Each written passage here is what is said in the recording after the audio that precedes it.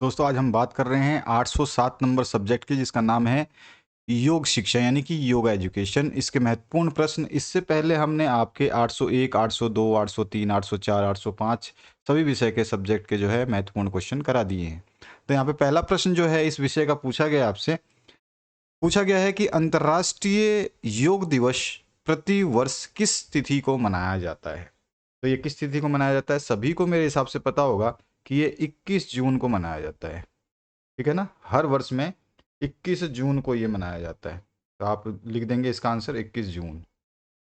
अगला जो प्रश्न है इसमें पूछा गया है, महर्षि पतंजलि के अनुसार योग की परिभाषा क्या है। तो महर्षि पतंजलि बोलते हैं कि चित्त की वृत्तियों को रोकना ही योग कहलाता है। अर्थात हम बोल सकते हैं, इसको संस्कृत में लिख सकते हैं, योग चित्त वृत्ति निरोधः। ठीक है, तो ये इसका परिभाषा हो गया। इसमें नेक्स्ट कुछ पूछा गया क्वेश्चन है, पतंजलि योग सूत्र में अष्टांग योग का प्रथम अंग कौन सा है। जो योग सूत्र है इसमें 8 सूत्र हैं, तो इसमें पहला जो सूत्र का अंग है वो कौन सा है। तो सभी को पता होगा, पहला जो सूत्र है वो है यम। ठीक है, अब बात करते हैं नेक्स्ट क्वेश्चन की। इसमें पूछा गया है, मानव शरीर में मास्टर ग्रंथि किसे कहा जाता है। मानव शरीर में मास्टर ग्रंथि जो है हमारी, वो पीयूष ग्रंथि कहलाती है। पीयूष ग्रंथि, पीयूष ग्रंथि।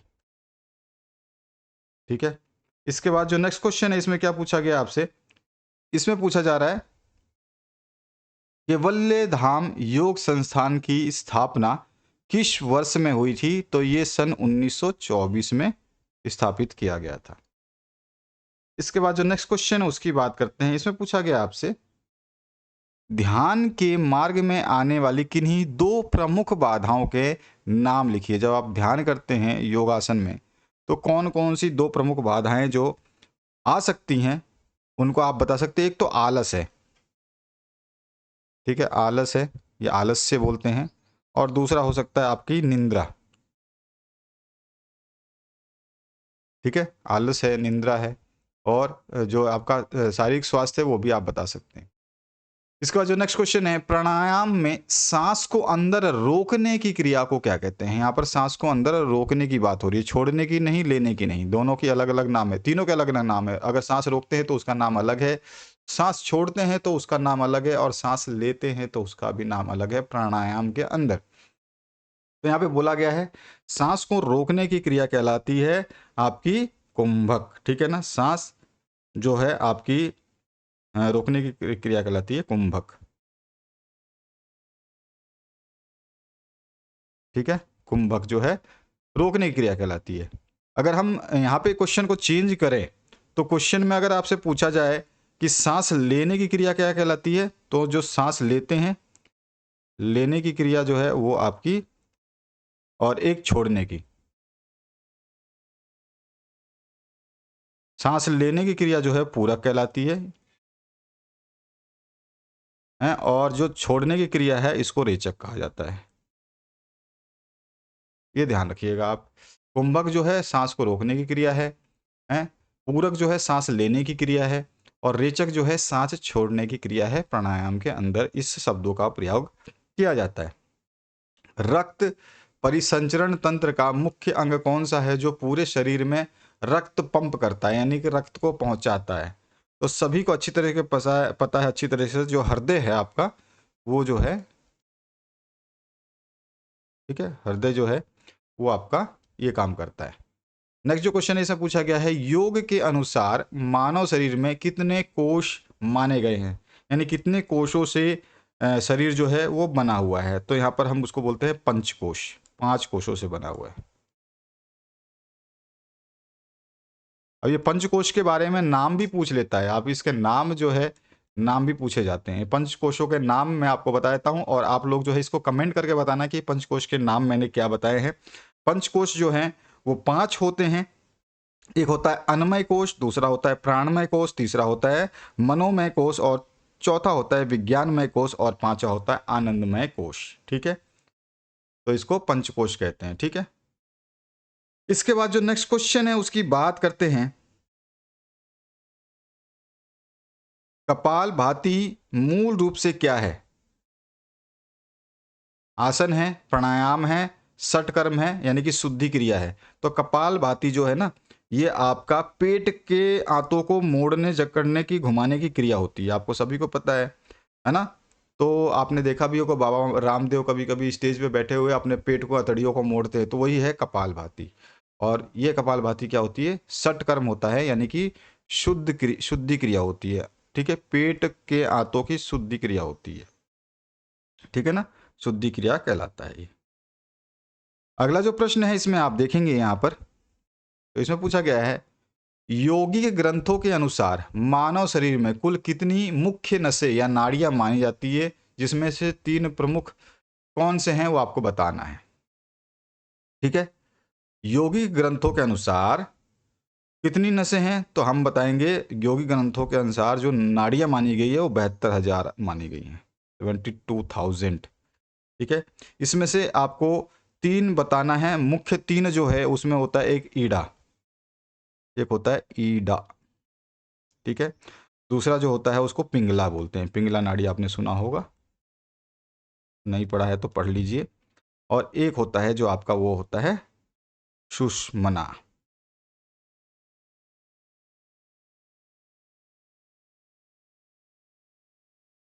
ठीक है, सुषुम्ना। तो ये 3 जो है ये मुख्य हैं और टोटल होती है 72,000। किस ग्रंथि को तीसरी आंख के नाम से जाना जाता है?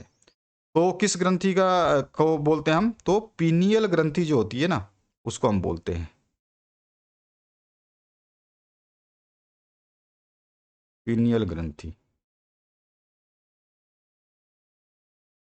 ठीक है। नेक्स्ट जो क्वेश्चन है इसमें अष्टांग योग के अंतर्गत नियम के कितने प्रकार या सोपान बताए गए हैं? नियम के कितने प्रकार, यम के भी पूछ सकता है, नियम के पूछ सकता है, ठीक है ना, ये किसी के भी पूछ सकता है। तो नियम के कितने प्रकार बताए गए हैं ये आपको बताना है, कौन से सोपान है। तो इसके 5 जो है सोपान है। कितने प्रकार है? 5 प्रकार या 5 सोपान है, 5 है। और इसी 5 के नाम भी पूछे जा सकते हैं आपसे, आपको इनके नाम बताने हो तो क्या करोगे भाई, नाम तो आपको याद होने चाहिए ना। एक जो इसमें आता है वो पहला आता है शौच, शौच मतलब निवृत्त होना, सुबह सुबह उठते ही जो शौचालय जाते हैं, शौच, ठीक है। फिर दूसरा है संतोष, ठीक है। और तीसरा जो है वो है आपका तप। चौथा जो है वो बोलते हैं उसको स्वाध्याय।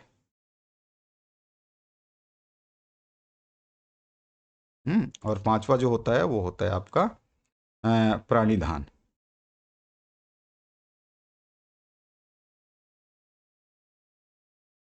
ठीक है। ये 1 नंबर, ये 2, ये 3, ये 4 और ये पांचवा है। इसके बाद जो नेक्स्ट क्वेश्चन है इसमें देखते हैं, इसमें पूछा गया आपसे सूर्य नमस्कार की एक पूर्ण आवृत्ति यानी एक चक्र में कुल कितनी स्थितियां ये स्टेप्स होते हैं? तो कुल 12 स्टेप्स होते हैं या 12 स्थितियां होती है, तो 12 जो है इसका आंसर हो जाता है। नेक्स्ट क्वेश्चन है यौगिक आहार के अनुसार भोजन को किन किन श्रेणियों में विभाजित किया गया है? यौगिक आहार यानी कि जब आप योग करते हैं तो उसमें योग के अनुसार भोजन को कितनी श्रेणियों में बांटा गया है? तो इसको 3 श्रेणियों में विभाजित किया गया। कितनी श्रेणियों में? 3 श्रेणियों में। क्या क्या नाम है? तो पहला जो श्रेणी है उसको बोला जाता है सात्विक भोजन, नाम सुना होगा आपने, सात्विक भोजन। दूसरा जो श्रेणी है उसको बोलते हैं राजसिक भोजन। और तीसरी जो श्रेणी है उसको बोलते हैं हम तामसिक भोजन, ठीक है। तो ये 3 श्रेणियां जो है भोजन की है, जिनके नाम भी मैंने आपको बता दिया। अगला जो प्रश्न है योग शब्द का शाब्दिक अर्थ जो है आपको स्पष्ट करना है। योग शब्द का शाब्दिक अर्थ यानी शब्दों में आप इसको बना बना के लिखना है। तो योग शब्द जो है संस्कृत की युज धातु से लिया गया है, ये आपको पता होना चाहिए कि ये युज धातु से लिया गया है, ठीक है। युज धातु से, संस्कृत के युज धातु से जो है योग शब्द बना है, ठीक है। इसका क्या मतलब होता है? तो इसका मतलब होता है जोड़ना, मिलाना या एकत्रित करना, ठीक है। इसके बाद जो है अनुलोम विलोम प्राणायाम करने के कोई 2 प्रमुख लाभ बताइए। अनुलोम विलोम प्राणायाम क्या होता है? ये जो है आप नाक की एक छिद्र को बंद करते हैं और दूसरे छिद्र से सांस लेते हैं और फिर उस छिद्र को बंद करते हैं और फिर जो बंद किया था उसे छोड़ते हैं। ये बार बार रिपीट किया जाता है, तो इसी को अनुलोम विलोम प्राणायाम कहते हैं। इसका फायदा क्या होता है? तो हम बोल सकते हैं कि जो है हमारी नाड़ियों की शुद्धिकरण करता है, जिससे हमारी ऊर्जा बढ़ती है। ठीक है, इस प्राणायाम को करने से हमारे अंदर ऊर्जा का संचार होता है और नाड़ियों का शुद्धिकरण होता है। मस्तिष्क का जो तनाव है, चिंता है, उसको कम करता है, जिससे हमारे मस्तिष्क की एकाग्रता बढ़ती है। कुंडलिनी योग से क्या समझते हैं या क्या तात्पर्य है? तो आप बता सकते हैं कुंडलिनी योग जो है ये क्या होता है? मूल आधार चक्र में पाया जाता है। ठीक है ना, रीढ़ की हड्डी के नीचे के हिस्से में रहता है ये कुंडलिनी योग। ठीक है, ये एक स्थिर ऊर्जा का साधन होता है जो योग को जागृत करने के बाद ही प्राप्त होता है, योग के द्वारा जागृत करने पर ही प्राप्त होता है। पाचन तंत्र पर योग के कोई 2 सकारात्मक प्रभाव आपको बताना है। तो भैया क्या कह सकते हैं हम? यहाँ पे हम बोल सकते हैं कि ये पाचन रसों का स्त्राव जो है संतुलित करता है। ठीक है ना, जो भी पाचन तंत्र से हमारे रक्त स्त्रावित होते हैं उनको संतुलित करता है। उसके अलावा हम बोल सकते हैं ये कब्ज अपच जैसी समस्याओं से छुटकारा दिलाता है। ठीक है, शरीर और मस्तिष्क को तंदुरुस्त बनाता है। इस तरह से जो है पाचन तंत्र पे, सॉरी पाचन तंत्र पे है, ये केवल शरीर आपका मानसिक चीज़ें नहीं आएंगी। हमारा जो है कब्ज जैसी चीज़ें, क्योंकि पाचन तंत्र की बात कर रहा है तो पाचन तंत्र के हिसाब से ही लिखना पड़ेगा हमें। अगर योग के प्रभाव अगर और पूछता है तो सारे शरीर के बारे में लिख सकते हैं, लेकिन यहाँ पे केवल पाचन तंत्र का ही जिक्र है। तो हम बताएंगे कि ये जो हमारे पाचक रसों का जो है संतुलित स्त्रावण करता है और साथ ही साथ जो है जिससे जठर अग्नि हमारी तीव्र होती है। जठर अग्नि क्या होती है? हम खाना खाते हैं ना, उसके बाद में एक हमारे शरीर के अंदर एक अग्नि ज्वार प्रज्वलित होती है खाना को पचाने के लिए। इसीलिए आपने सुना होगा कि खाना खाने के बाद में या खाना खाने के साथ में पानी नहीं पीना चाहिए। हर कोई बोलता है या तो खाना खाने से पहले पी ले, 1 घंटा आधा घंटा पहले, या फिर खाना खाने के आधा पौन घंटा या 1 घंटे बाद में पानी पीना चाहिए।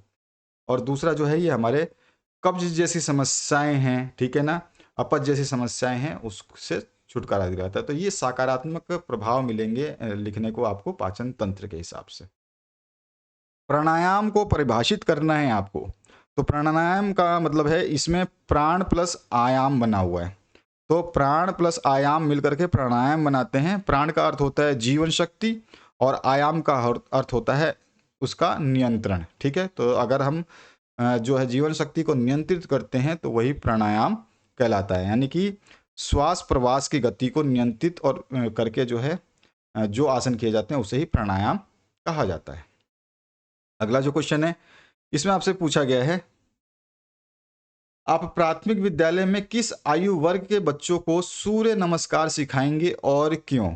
प्राथमिक विद्यालय की बात हो रही है तो इसमें कम से कम जो है 7 वर्ष से अधिक आयु होनी चाहिए। प्राथमिक विद्यालय के हिसाब से आयु कितनी होनी चाहिए? 7 वर्ष से अधिक।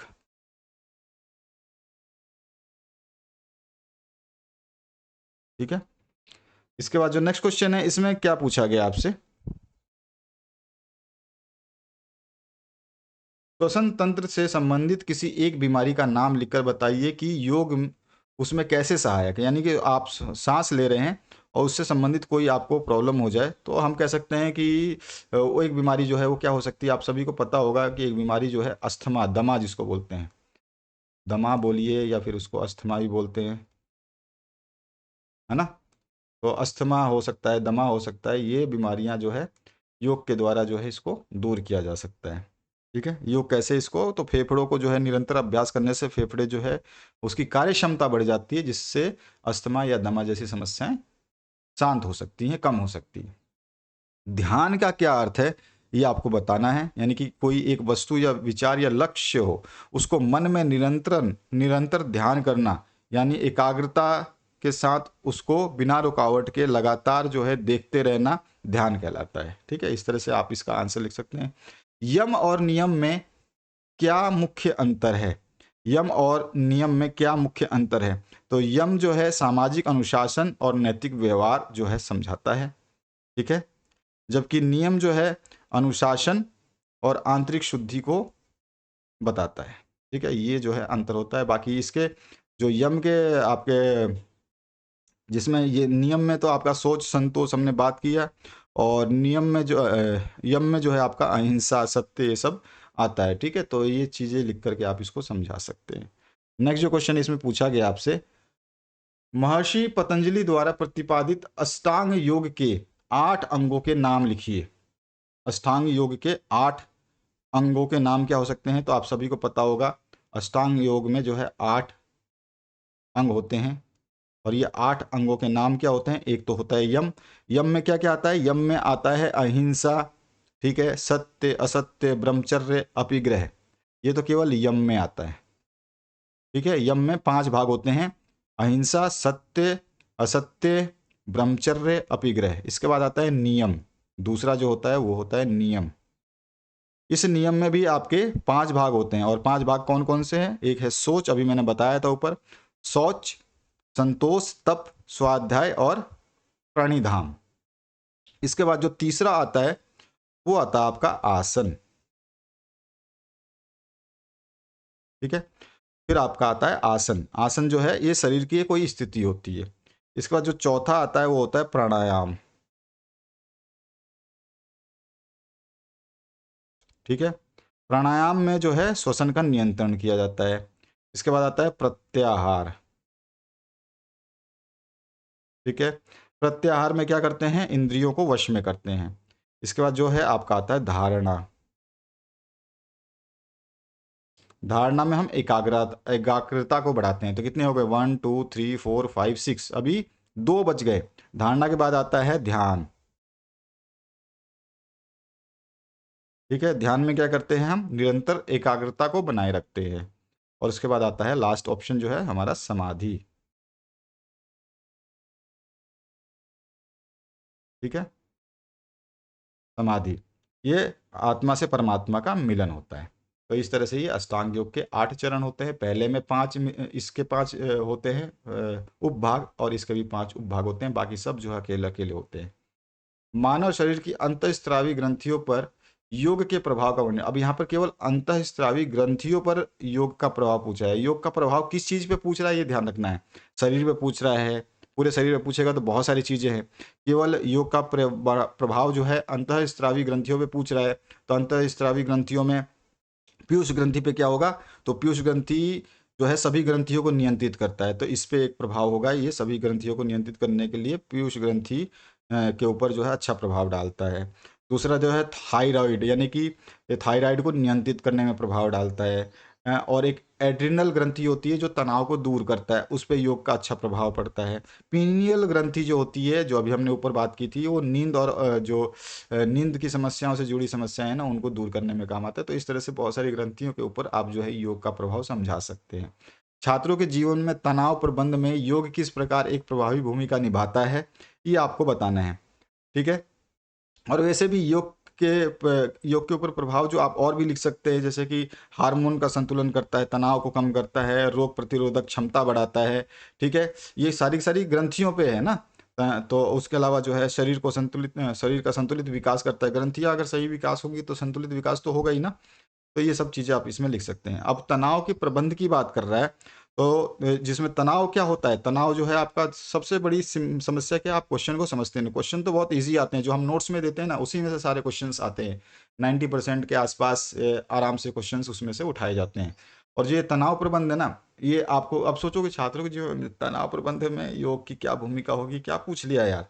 तो अरे कुछ नहीं पूछा, बहुत सिंपल सी है। आपको तनाव क्या होता है छात्रों की जिंदगी में? एक तो चिंता होगी, एक अनिद्रा होगी, एकाग्रता की कमी होगी, यही तनाव है। ठीक है, और योग के कौन कौन से इस पे हम प्रभावी, जो छात्रों के जीवन में योग है, वो कौन कौन से योग इसमें कर सकते हैं? तनाव जो है मैंने बता दिया तनाव के बारे में, कि ये इस तरह के तनाव जो है छात्रों के जीवन में मिलते हैं, जैसे कि चिंता, अनिद्रा, एकाग्रता वगैरह, है ना।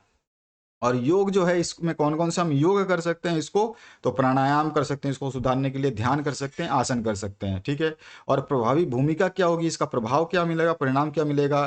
तो मन की शांति मिलेगी, तनाव कम होगा, एकाग्रता बढ़ेगी, सकारात्मक सोच बढ़ेगी। अब इन सभी चीज़ों को थोड़ा सा विस्तार से लिख देंगे तो आराम से आपका पूरे मार्क्स मिल जाएंगे। एग्जामिनर जो है किताबी सोच को बिल्कुल मायने नहीं देता है। आपको जो है जो नोट्स में हम देते हैं वो थोड़ा सा सोच समझ के लिखते हैं, बिल्कुल एकदम किताबी चीज़ों को नहीं लिखते हैं। तो उसमें क्या होता है कि एग्जामिनर समझता है कि इस बच्चे ने थोड़ा सा इसको पढ़ा है और अपने मन के हिसाब से लिखा है, मन में जो उसको समझ में आया उस हिसाब से लिखा है, तो एग्जामिनर बिल्कुल आराम से उसमें पूरे नंबर दे देता है, क्योंकि वो एग्जामिनर को भी समझ में आता है कि हाँ इसने जो लिखा है ये वर्ड्स वाकई में पढ़ने के बाद ही याद किए होंगे और अपने मन से लिखा है। इसके बाद जो नेक्स्ट क्वेश्चन है उसकी बात करें तो यहाँ पे देखिए आपसे पूछा क्या गया है, यहाँ पूछा गया आपसे अ, ध्यान के लाभों को समझाते हुए महर्षि हरेंद्र के अनुसार प्रतिपादित ध्यान के प्रमुख प्रकारों पर एक विस्तृत विस्तृत टिप्पणी लिखनी है। ध्यान यानी कि मेडिटेशन होता है, इसके ऊपर जो है आपको बताना है कि जो मतलब ध्यान को अगर हम बोले तो बोल सकते हैं किसी वस्तु या किसी चीज पर, किसी वस्तु या किसी चीज पर जो है, चीज या वस्तु एक ही चीज हो गई, उसके ऊपर जो है ध्यान को केंद्रित करना। ठीक है, और जो है ये ध्यान जो है इसमें बहुत सारे ध्यान होते हैं जो ध्यान के लाभों का वर्गीकृत करते हुए प्रतिपादित ध्यान के प्रमुख प्रकार, तो इसमें आप बता सकते हो, एक तो आपका स्थूल ध्यान हो जाएगा, एक ज्योति ध्यान हो जाएगा, ठीक है ना, एक सूक्ष्म ध्यान हो जाएगा। इसके लाभ क्या क्या है, मानसिक शांति मिलती है, एकाग्रता बढ़ती है, आध्यात्मिक विकास होता है, ये सारी चीज़ें जो है इसमें लिख सकते हो आप आराम से। अगला जो प्रश्न है उस पे चलते हैं, और ये जो है हमारे नोट्स अभी तक अगर आप थोड़े से असहज महसूस कर रहे हैं और आप चाहते हैं कि कम से कम दिनों में आप आसानी से अपनी तैयारी को पूर्ण कर ले और 90 प्लस स्कोर तक चले जाएं, तो आप आसानी से हमारे नोट्स के माध्यम से ये कार्यक्रम को पूरा कर सकते हैं। ठीक है, तो ये चीज़ आपको ध्यान रखनी है। अगर आप अभी भी आपकी चिंता है कि कैसे करेंगे ये सब, तो बहुत सिंपल सा तरीका है, आप जो है हमारे व्हाट्सएप पे नोट्स के लिए संपर्क कर सकते हैं। ठीक है, आपको जो नोट्स है वो हिंदी प्लस इंग्लिश दोनों मीडियम में मिलेंगे। हमारे नोट्स में खासियत ये है कि आपको चाहे आपका इंग्लिश सब्जेक्ट हो वो भी हिंदी ही में ही मिले, हिंदी प्लस इंग्लिश में मिलेगा, और जो बाकी सब्जेक्ट है वो भी हिंदी प्लस इंग्लिश में मिलेंगे। जो इंग्लिश है खुद इंग्लिश में लिखा है, इंग्लिश में आप जो आंसर देंगे वो भी आपको हिंदी प्लस इंग्लिश में मिलेगा, यानी कि आप इंग्लिश नहीं समझ पाते हैं तो उसको हिंदी में समझ सकते हैं। ठीक है, तो अभी चलते हैं अपने क्वेश्चनों की तरफ। ये जो क्वेश्चन है इसमें हमारा जो बचा हुआ है, पंचकोश की अवधारणा क्या है, पंचकोश की अवधारणा क्या होती है, तो हमारा शरीर जो है, मानव शरीर जो है 5 कोशों से निर्मित है। ठीक है, और इन्हीं 5 कोशों से निर्मित होने की वजह से हमारा शरीर जो है पंचकोश की अवधारणा के अंतर्गत आता है। इसमें हमारे 5 कोशों के नाम हम बता देंगे, जैसे कि अन्नमय कोश, प्राणमय कोश, मनोमय कोश, विज्ञानमय कोश और आनंदमय कोश, ये पांचों इसमें बता देंगे। और जो है अन्नमय कोश क्या होता है, ये हमारा जो अन्नमय कोश बोलता है, पहला जो कोश की बात कर रहा हूँ, फर्स्ट कोश हमें बताता है, ये 5 कोश जो है इसमें फर्स्ट कोश होगा आपका, फिर एक तो जिसको मैं अभी लिख देता हूँ यहाँ पे, आपको ध्यान रहेगा, एक होता है अन्नमय कोश। ठीक है, अन्नमय कोश क्या है, अन्नमय कोश जो है ये बताता है कि हमारा शरीर जो है भौतिक चीजों से बना हुआ है। भौतिक चीजें यानी फिजिकल थिंग्स, जैसे कि आपका मांस है, हड्डी है, इस चीजों से, अन्न से, ठीक है, हमारे जो खाने पीने की चीजें हैं उससे बना हुआ है। और दूसरा जो पंचकोश में आता है उसे बोलते हैं हम प्राणमय कोश, प्राणमय कोश। ठीक है,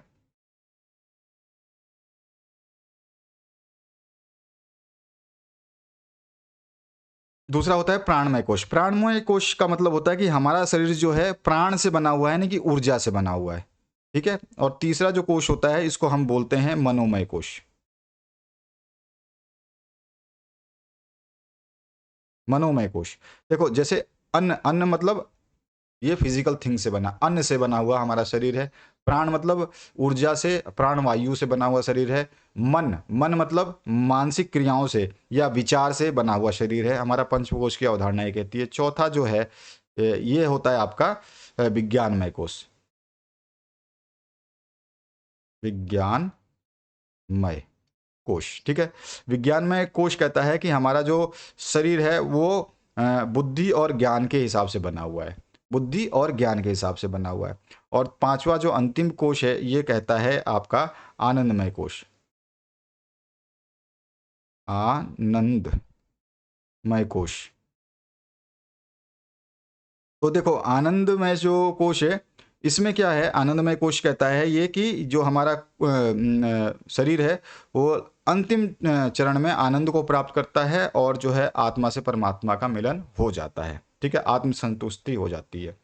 इसके बाद जो तीसवा प्रश्न है इसमें पूछा गया आपसे, इसका महत्व आपसे पूछा है अवधारणा में, इसको जो महत्व है ना इसको आप बता सकते हो, इसका महत्व क्या है एक्चुअल में।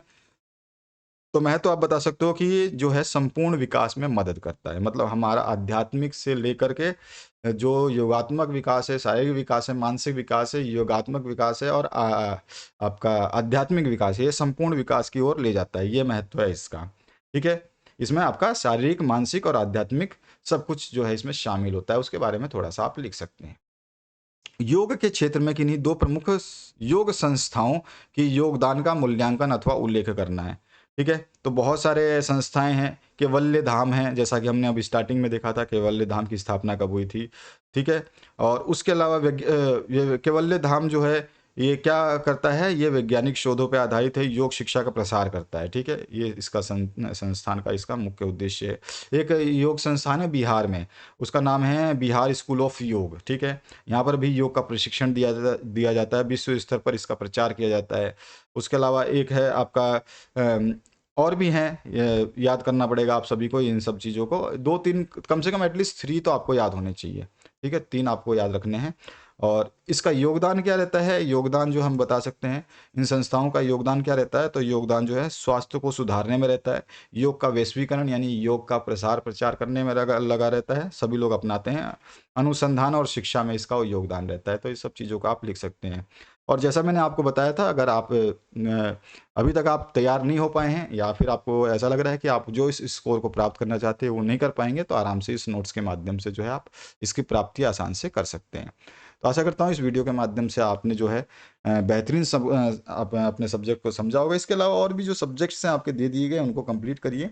आप आसानी से जो है स्कोर कर पाएँगे। अगर बेहतरीन स्कोर करना है, जो आपको जिसको कहते हैं कि आपके आने वाले भविष्य में जिसके लिए आप डीएलएड कर रहे हैं, उसके लिए समस्याएँ ना हो, तो आपका स्कोर थोड़ा हाई होना चाहिए। आजकल समय है, कॉम्पिटिटिव ज़माना है, तो थोड़ा-सा आपको अपने स्कोर को अच्छा बना के ही रखना पड़ेगा।